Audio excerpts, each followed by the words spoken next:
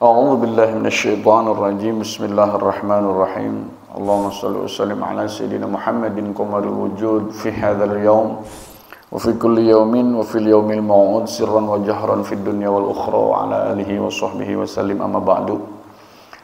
Tak terasa hari demi hari kita lewati, sebentar lagi kita akan menghadapi tahun baru Islam yang dimana pada bulan Muharram terletak satu hari yang sangat luar biasa yang sering kita dengar dengan sebutan Hari Asyura. Bahkan para panitia, orang-orang yang dermawan berbondong-bondong pada Hari Asyura untuk menyalurkan sedekah kepada anak-anak yatim. Biasanya di Indonesia seperti itu. Maka Hari Asyura ini sudah teramat masyhur. Sampai-sampai ditukil dari kitab karangan Tuan Syekh Abdul Qadir Al-Jailani Qaddasallahu Surahul Aziz, Sababul Musabbab atau asbab kenapa tanggal 10 bulan Muharram ini dinamakan Asyura.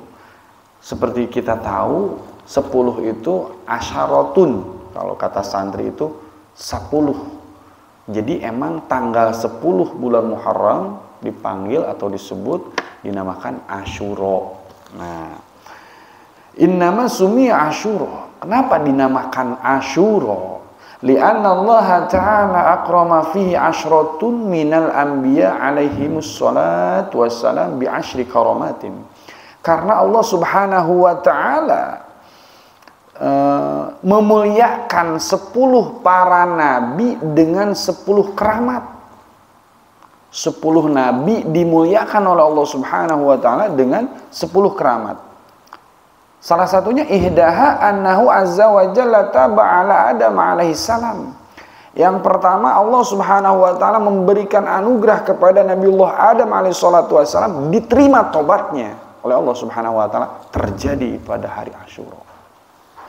Nabiullah Adam alaihi salatu wassalam pernah melakukan khilaf dengan babu Hawa waktu itu di surga, melanggar salah satu ketentuan yang ditentukan oleh Allah Subhanahu wa Ta'ala itu dengan memakan buah khuldi, sehingga Nabiullah Adam alaihi salatu wassalam dikeluarkan dari surga dan bertobat kepada Allah Subhanahu wa Ta'ala beberapa tahun sampai bertahun-tahun tidak diterima tobatnya, dan beliau akhirnya menyebut Nabi Muhammad sallallahu alaihi wasallam, akhirnya diterima tobatnya oleh Allah Subhanahu wa Ta'ala. Dan itu peristiwa tersebut terjadi pada tanggal 10 bulan Muharram. Sejarah yang paling hebat. Yang kedua, wasaniya rafa'allahu azza wa jalla Idris alaihi salam fiha makanan aliyya. Yang kedua, Allah berikan keramat kepada Nabiullah Idris alaihi salam makanan aliyya, tempat yang terpuji, tempat yang tinggi di sisi Allah Subhanahu wa Ta'ala. Kedua, wasalisa yang ketiga, istawat safinata Nuh alaihi salam fihi alal judi. Jadi selamatnya perahu atau kapal pesiar Nabiullah Nuh alaihi salatu wassalam terjadi pada tanggal 10 bulan Muharram.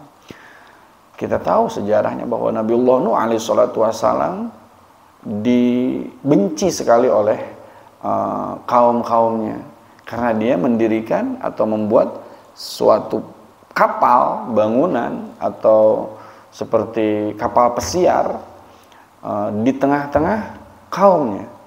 Kaumnya akhirnya berkata kepada Nabiullah Nuh alaihi salatu wassalam, "Wahai Nuh, apakah kau sudah gila? Apakah kau sudah hilang akal? Tidak dapat dimengerti di daratan atau di suatu daratan yang tidak ada air, Nabiullah Nuh alaihi salatu wassalam malah membangunkan sebuah kapal." Maka tidak lama kemudian Nabiullah Nuh alaihi salatu wassalam berdoa kepada Allah Subhanahu wa Ta'ala agar menghukum kaumnya dengan mendatangkan banjir bandang pada hari tersebut, sehingga berlarut-larut banjir bandang tersebut, sehingga kaum-kaum yang tidak bertobat, sehingga kaum-kaum yang tidak beriman kepada Allah Subhanahu wa Ta'ala, maka lenyaplah, terbawa oleh banjir bandang tersebut. Bahkan anak daripada Nabiullah Nuh alaihi salatu wassalam pun Allah bawa dengan banjir bandang. Nabiullah Nuh alaihi salatu wassalam ketika menaiki kapal tersebut, Dia memanggil anaknya yang termaktub dalam Al-Quran. Ya bunayyar kam ma'ana. Nabiullah Nuh memanggil anaknya, wahai anakku, kemarilah. Naik engkau bersamaku di dalam kapal pesiar ini. Ayo naik. Tapi anak Nabiullah Nuh alaihissalatu wassalam tidak mau beriman kepada Allah. Apaan? Tidak ada hujan, tidak ada angin. Kita mesti naik kapal pesiar tersebut. Wah, bapak sudah gila, bapak sudah salah. Ternyata Nabiullah Nuh alaihissalatu wassalam mendapat mukjizat dari Allah Subhanahu wa taala, diberikan keramat oleh Allah Subhanahu wa taala, diberikan mukjizat oleh Allah Subhanahu wa taala, sehingga kaum-kaumnya yang tidak iman kepada Allah Subhanahu wa taala semua terbawa arus oleh banjir bandang tersebut. Maka kapal tersebut reda kembali dari banjir, aman kembali, steril kembali. Terjadi sejarah tersebut pada hari Asyura atau 10 bulan Muharram. Yang keempat, warabi'a wulida Ibrahim alaihi salatu wassalam dilahirkan Nabiullah Ibrahim alaihi salatu wassalam itu terjadi pada hari Asyura. Miladnya Nabiullah Ibrahim itu tanggal 10 bulan Muharram. Wattakhadahullahu ta'ala khalilan. Bahkan Allah angkat Nabiullah Ibrahim alaihissalatu wassalam menjadi kekasih Allah Subhanahu wa ta'ala. Ibrahim khalilullah. Itu terjadi, itu diangkatnya Nabiullah Ibrahim alaihissalatu wassalam menjadi kekasih Allah itu terwujud pada tanggal 10 bulan Muharram. Wa anjahu min nari namrud fi. Bahkan Nabiullah Ibrahim alaihissalatu wassalam diselamatkan oleh Allah Subhanahu wa taala dari murkanya Raja Namrud yang akan membakar Nabiullah Ibrahim alaihissalatu wassalam. Lihat, ketika Ibrahim bersama Allah Subhanahu wa taala, maka api yang meluap-luap menjadi dingin. Maka bagaimana dengan kita? Ketika kita bersama Allah Subhanahu wa taala, maka apapun yang kita lewati insya Allah akan selamat dunia maupun akhirat. Nabiullah Ibrahim alaihissalatu wassalam sudah dibakar oleh Raja Namrud di tengah-tengah api, kobaran api yang sangat tinggi. Tapi tidak ada satu helai pun rambut Nabiullah Ibrahim alaihissalatu wassalam yang terbakar oleh api tersebut, dikarenakan dilindungi oleh Allah Subhanahu wa ta'ala. Ya naru kuni bardan wa salaman ala Ibrahim. Allah Subhanahu wa ta'ala berfirman dalam Al-Quran, wahai api, dinginlah engkau untuk Ibrahim alaihissalatu wassalam.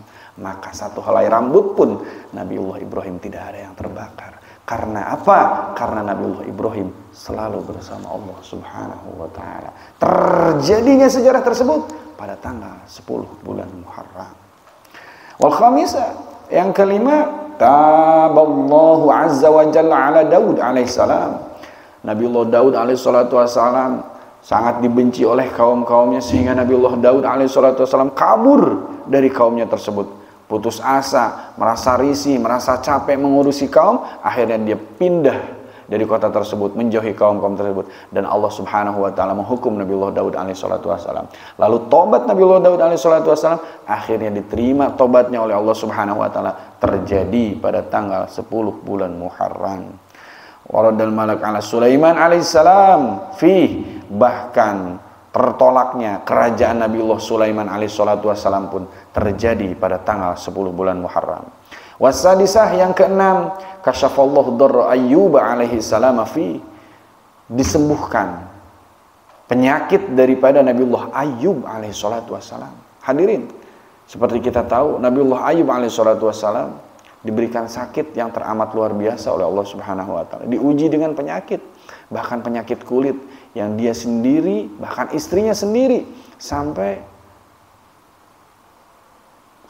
sangat sedih mempunyai suami seorang nabi yang diberikan ujian oleh Allah Subhanahu wa taala. Namun Nabiullah Ayyub alaihissalatu wassalam beserta istrinya sangat sabar dengan ujian tersebut, sehingga disembuhkan oleh Allah Subhanahu wa taala pada tanggal 10 bulan Muharram.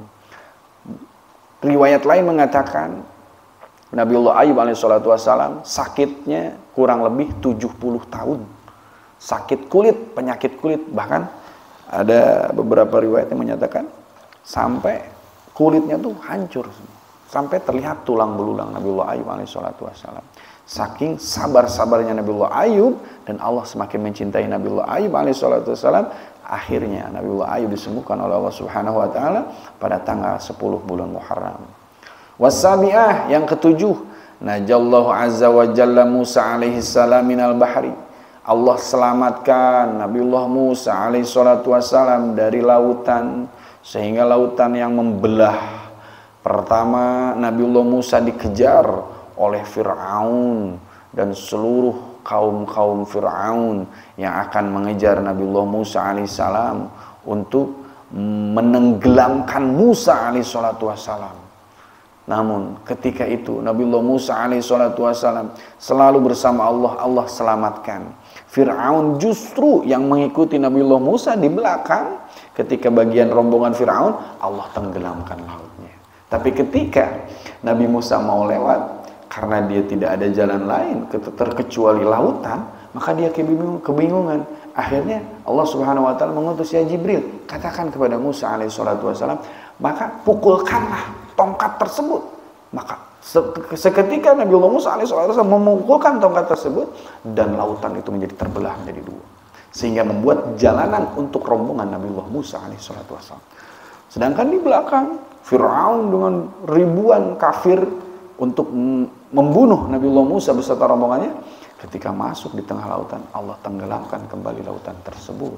Na'udzubillah, summa na'udzubillah min dzalik. Terjadinya kejadian tersebut pada tanggal 10 bulan Muharram. Lalu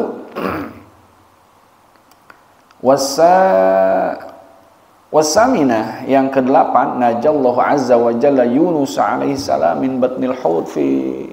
Allah selamatkan jasad Nabiullah Yunus alaihi salatu wasalam dari perut ikan.